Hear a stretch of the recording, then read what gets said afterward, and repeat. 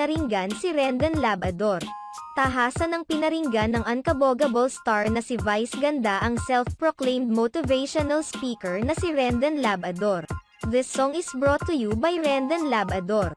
Sa kamakailang episode ng show ni Vice Ganda na Everybody Sing, humirit si Vice Ganda ng pasaring kay Rendon Labrador habang kinakanta ng OPM band na Ben and Ben ang hit song nilang Araw-Araw.